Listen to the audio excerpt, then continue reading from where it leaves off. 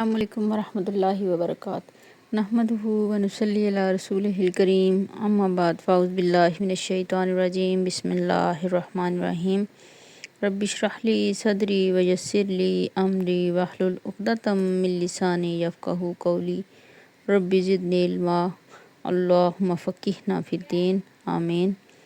جی کیا حال ہیں سب کے؟ سب خیریت سے ہیں الحمدللہ۔ آج ہم سورہ البقرہ آیت نمبر 114 سے لے کر 116 تک پڑھیں گے۔ اللہ پاک ہمیں سمجھنے کی اور عمل کی توفیق بخشے، آمین۔ لفظی ترجمہ دیکھتے ہیں۔ ومن اور کون، ازلم بڑا ظالم ہے، ممن اس سے جو منع میم نون عین روٹ ورڈ ہے منع کرے، مساجد اللہ اللہ کی مسجدوں سے، ان کے یذکرا ذکر کیا جائے، فیہا اس میں، اسمہ اس کا نام، وسعی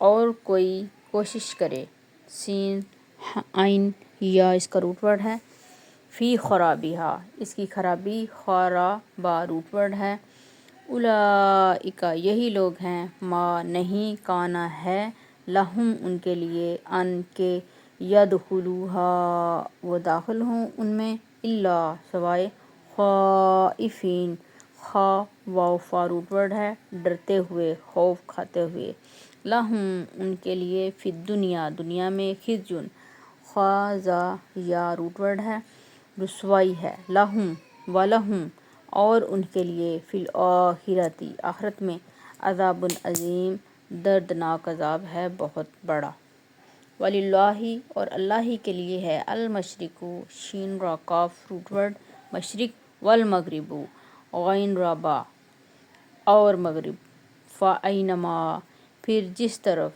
تولو واو لام یا تم منہ کرو گے یا تم منہ پھیر لوگے، تو ولو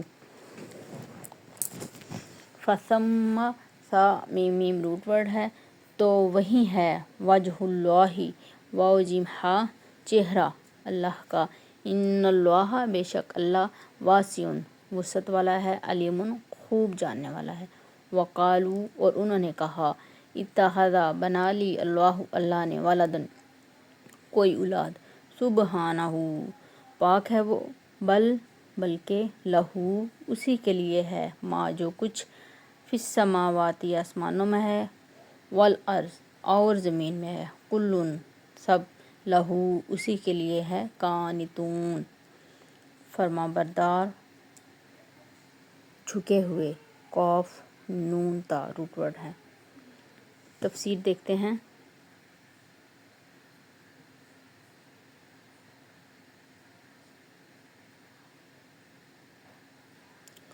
ومن ازلم ممن منع مساجد اللہ اور کون بڑا ظالم ہے جو منع کرے اللہ کی مسجدوں سے، گویا وہ سب سے بڑا ظالم ہے جو لوگوں کو اللہ کی مسجدوں سے روکے، این یذکر فیہا ان یذکر فیہا اسمہ یعنی مسجدوں میں اللہ کا نام لینے سے منع کرے، وسعی فی خرابیہا اور اس کی خرابی کی دوڑ کرے۔ اس میں ہم دیکھتے ہیں کہ شروع دور سے ہی کچھ نہ کچھ واقعات ہمیں ایسے ملتے ہیں، جیسے کہ نبی کریم صلی اللہ علیہ وسلم کی بعثت سے پہلے ابرہہ کا واقعہ سورہ فیل میں ہم نے پڑھا، الم تر کیف فعل ربک باصحاب الفیل الم یجعل کیدہم فی تضلیل۔ اس نے کیا کہا، ابرہہ جو ہے اس نے کیا چاہا، کیا کرنے آیا وہ مکہ کو گرانے، کیوں؟ یہ اس کی چال تھی۔ کیا چال تھی؟ مکہ کو گرانا۔ کیوں؟ تاکہ لوگ یہاں نہ آئیں اور نہ ہی یہاں پہ اللہ کا نام لیا جائے۔ یہ ایک مذہبی دعوت تھی ان کی۔ اس کے بعد نبی کریم صلی اللہ علیہ وسلم جب ہجرت کر کے تشریف لے گئے تو حدیبیہ والے سال، جس میں صلح حدیبیہ ہوا تھا، عمرے کے لیے نبی کریم صلی اللہ علیہ وسلم تشریف لا رہے تھے تو آپ صلی اللہ علیہ وسلم کو عمرے کے لیے روک دیا گیا تھا۔ کس نے روکا تھا؟ قریش نے۔ اس طرح بہت سے اور واقعات تاریخ میں ملتے ہیں جس میں اللہ تعالیٰ کے گھر سے، اور اب ہم دیکھیں تو آج کے دور میں مسجدوں سے بھی روکا جاتا ہے۔ مسجدوں کا کیا حال ہو رہا ہے، غیروں کے ہاتھوں بھی اور خود مسلمانوں کے ہاتھوں بھی۔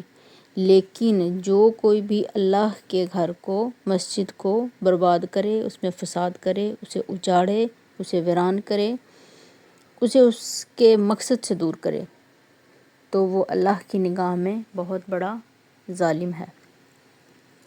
مسجد بنانے کا اصل مقصد کیا ہے؟ ایک قصہ آپ کو بتاتی ہوں۔ نبی کریم صلی اللہ علیہ وآلہ وسلم ایک دفعہ مسجد نبی میں بیٹھے ہوئے تھے، صحابہ کرام بھی بیٹھے ہوئے تھے آپ صلی اللہ علیہ وسلم کے پاس، تو ایک بدو آیا اور وہ مسجد نبی میں پیشاب کرنے لگا۔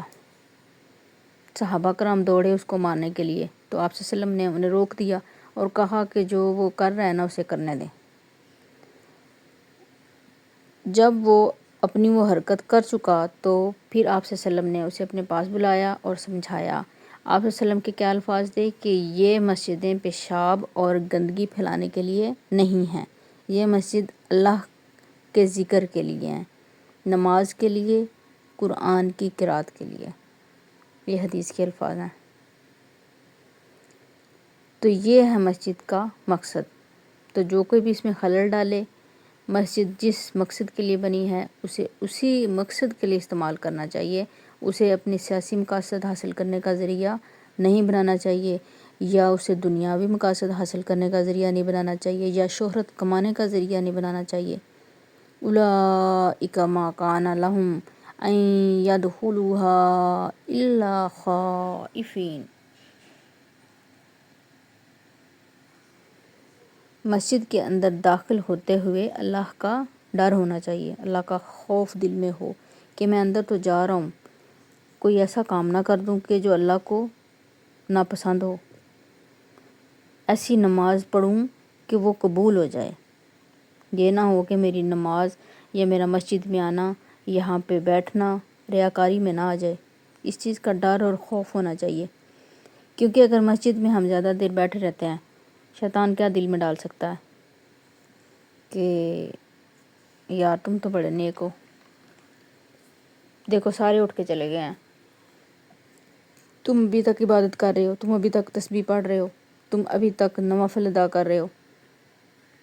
تو ایسا نہیں سوچنا ہم نے، یہ شیطان ہمارے دلوں میں بات ڈالے گا، اور اگر ایسا ڈال دے تو پھر وہ ریاکاری ہے۔ اللہ سے ڈرنا ہے۔ اولئک ما کان لہم ان یدخلوها الا خائفین، کہ مسجدوں میں داخل ہوتے ہوئے کیا کرنا ہے؟ اللہ تعالیٰ کا ڈر رکھنا ہے دل میں۔ لہم فی الدنیا خزی، ان کے لیے دنیا میں بھی رسوائی ہے، لہم فی الآخرۃ عذاب عظیم، اور ان کے لیے آخرت میں بھی بڑا عذاب ہے۔ لہٰذا مسجدوں کو ویران کرنے اور نقصان دینے والوں کے لیے دوہری سزا ہے، دنیا کی بھی اور آخرت کی بھی۔ اصل ہم نے دیکھنا ہے کہ نتیجہ کیا ہے، جو بھی کام ہم کر رہے ہیں اس کا نتیجہ کیا ہے، ہمارے کسی بھی کام کا کیا نتیجہ نکل رہا ہے، مسجدیں آباد ہو رہی ہیں یا ویران ہو رہی ہیں، مسجد اپنا مقصد پورا کر رہی ہیں یا نہیں کر رہی۔ اس آیت سے ہمیں یہ بھی پتہ چل رہا ہے کہ گناہوں کے بھی درجے ہوتے ہیں، نیک کام کرنے والوں کے بھی درجے ہیں۔ وَلِكُلِّ دَرَجَاتٍ مِّمَّا عَمِلُوا، انسان جیسا عمل کرتا ہے ویسا درجہ اس کو ملتا ہے، خواہ وہ گناہ کا کام کرے خواہ وہ نیکی کا کام کرے۔ وَلِلَّهِ الْمَشْرِقُ وَالْمَغْرِبُ، عبادت کے لیے مسجد منتخب کی گئی ہے، لیکن ساتھ ہی کیا اللہ تعالیٰ کہہ رہے ہیں، مشرق اور مغرب میں جو کچھ بھی ہے وہ سب اللہ تعالیٰ کے لیے ہے، للہ، اللہ ہی کے لیے ہے۔ فَأَيْنَمَا تُوَلُّوا، تو جدھر بھی تم منہ موڑو، جدھر بھی اپنا چہرہ پھیرو، فَثَمَّ وَجْهُ اللَّهِ، تو اللہ وہاں ہے، اللہ کی ذات وہیں پہ ہے، جہاں تم جاؤ گے وہاں پہ اللہ کو پاؤ گے، مشرق میں، مغرب میں، بہت دور تک، قریب، وہاں پہ مسجد خواہ ہو یا نہ ہو، اللہ تعالیٰ کی ذات وہاں موجود ہے۔ اس کے بارے میں یہ بھی کہا جاتا ہے کہ مدینہ میں جب آپ صلی اللہ علیہ وسلم تشریف لائے تو شروع میں بیت المقدس کی طرف منہ کر کے نماز پڑھنے کا حکم دیا گیا، کیونکہ مدینہ میں یہود رہتے تھے، ان سے ہم آہنگی کے لیے ابتدا میں انہی کے قبلے کی طرف منہ کر کے نماز پڑھنے کا حکم دیا گیا، ان کو فالو کرنے کا حکم دیا گیا۔ پھر کچھ عرصے بعد قبلہ تبدیل کرنے کا حکم آ گیا، تو اس پر یہود برا مان گئے اور آپ صلی اللہ علیہ وسلم کی نبوت پر شک کرنے لگے۔ مانتے تو وہ خیر پہلے بھی نہیں تھے آپ کو، لیکن اب معاملات جو تھے وہ مزید خراب ہو گئے۔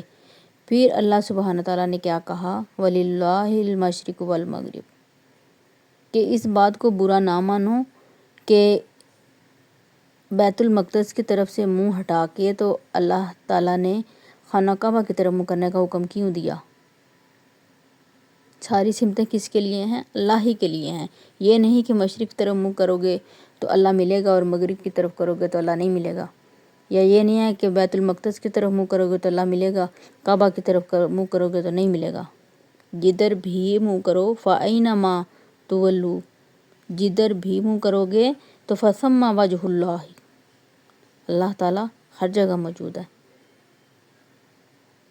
لِلَّهِ الْمَشْرِقُ وَالْمَغْرِبُ، کس لیے ہے اللہ ہر جگہ؟ ہماری عبادت کے لیے۔ تو جو اللہ حکم دے، اصل بات کیا ہے؟ اللہ کے حکم کی، ان اللہ واسع علیم، کہ بے شک اللہ تعالیٰ وسعت والا ہے۔ کس چیز میں وسعت؟ علم میں، جتنی بھی صفات ہیں اللہ تعالیٰ کی، قدرت میں، علم میں، اپنی صفات میں، ہر چیز میں اللہ تعالیٰ وسعت والا ہے۔ ہر چیز کا اصل مالک کون ہے؟ اللہ تعالیٰ۔ ان عظیم صفات کے باوجود دیکھیں لوگوں کا ظلم، کیا کہہ رہے ہیں؟ وَقَالَ اتَّخَذَ اللَّهُ وَلَدًا، کہتے ہیں کہ اللہ نے بیٹا بنا لیا ہے، اللہ تعالیٰ نے اولاد بنا لی ہے۔ اب یہ کون ہے کہنے والے؟ اس میں یہود و نصارہ بھی ہیں، اس میں مشرکین عرب بھی ہیں۔ قرآن مجید میں ایک اور جگہ ارشاد اللہ تعالیٰ فرما رہے ہیں کہ یہود کہتے ہیں کہ عزیر اللہ کے بیٹے ہیں، اور نصارہ کہتے ہیں کہ عیسیٰ ابن مریم اللہ کے بیٹے ہیں، اور اہل عرب کہتے ہیں کہ ملائکہ جو ہیں وہ اللہ کی بیٹیاں ہیں۔ یہ قرآن مجید میں موجود ہے، لیکن یہ سب جھوٹ ہے۔ سبحانہ، پاک ہے وہ ذات، ہر عیب سے پاک ہے۔ بل لہ ما فی السماوات والارض، وہ جو مالک ہے آسمان اور زمین کا، وہ اپنی مخلوق کو بیٹا کیسے بنائے گا؟ کل لہ قانتون، سب اسی کے فرما بردار ہیں۔ فرشتے اس کے آگے جھکتے ہیں، عزیر اس کے آگے جھکے ہوئے ہیں، عیسیٰ ابن مریم اللہ کے آگے جھکے ہوئے ہیں، فرما بردار ہیں اللہ کے۔ تو دیکھیں ایک انسان ایک چیز کا مالک ہے، کہا جا رہا ہے نا کہ وہ مالک ہے، اللہ سبحانہ تعالیٰ زمین و آسمان کا مالک ہے، تو پھر ایک کوئی مالک ہو۔ اب ہم اپنی مثال لے لیتے ہیں، ہم انسان ہیں نا، اس گھر کے ہم مالک ہیں، تو یہ ہماری اولاد ہے، ہم نے اس کو بیٹا بنا لیا ہے، یا کوئی بھی چیز ہے، گاڑی ہے، بائک ہے، روم ہے، کوئی مال و دولت ہے کوئی، اسی میں ہم کہتے ہیں کہ ہم اس چیز کے مالک ہیں، تو ہم اس کو اپنا بیٹا بنا لیتے ہیں۔ یہ سمجھنے کی بات ہے نا۔ یہ یہود، یہ نصارہ، یہ مشرکین عرب، یہ اس طرح کی جو ہیں وہ تہمات اللہ پر بھی لگانے سے ہٹے نہیں تھے، تو پھر انسان تو انسان ہے۔ حدیث قدسی ہے، اللہ تعالیٰ نے فرمایا، البخاری شریف میں ہے حدیث نمبر ہے 4975، اللہ تعالیٰ نے فرمایا کہ ابن آدم نے مجھے جھٹلایا، حالانکہ اس کے لیے یہ مناسب نہ تھا، اس نے مجھے گالی دی، حالانکہ یہ اس کا حق نہ تھا۔ مجھے جھٹلایا یہ کہ ابن آدم کہتا ہے کہ میں اسے دوبارہ زندہ نہیں کر سکتا، جیسا کہ میں نے پہلی دفعہ زندہ کیا تھا۔ اس کا گالی دینا یہ ہے کہ کہتا ہے کہ اللہ نے بیٹا بنا لیا ہے، حالانکہ میں بے پرواہ ہوں، نہ میری کوئی اولاد ہے اور نہ میں کسی کی اولاد ہوں۔ تو دیکھیں قرآن مجید کو سمجھنے، قرآن مجید کو پڑھنے اور اس پہ عمل کرنے کی بہت ضرورت ہے۔ ہمیں پتہ ہی نہیں کہ قرآن مجید میں کیا ہے۔ ہم اس کتاب کو روز پڑھتے ہیں، اس کی عربی روز پڑھتے ہیں۔ سب سے زیادہ پڑھی جانے والی کتاب قرآن مجید ہے، اور افسوس کے ساتھ یہ بھی کہنا پڑ رہا ہے کہ سب سے زیادہ بغیر سمجھے پڑھے جانے والی کتاب بھی قرآن مجید ہے۔ تو ہم سب کو اس بات کی کوشش کرنی ہے کہ ہم قرآن مجید کو سمجھیں اور دیکھیں کہ اللہ سبحانہ تعالیٰ اس میں کیا فرما رہے ہیں، تاکہ دنیا اور آخرت میں کامیاب ہو سکیں۔ اللہ پاک ہمیں عمل کی توفیق بخشے۔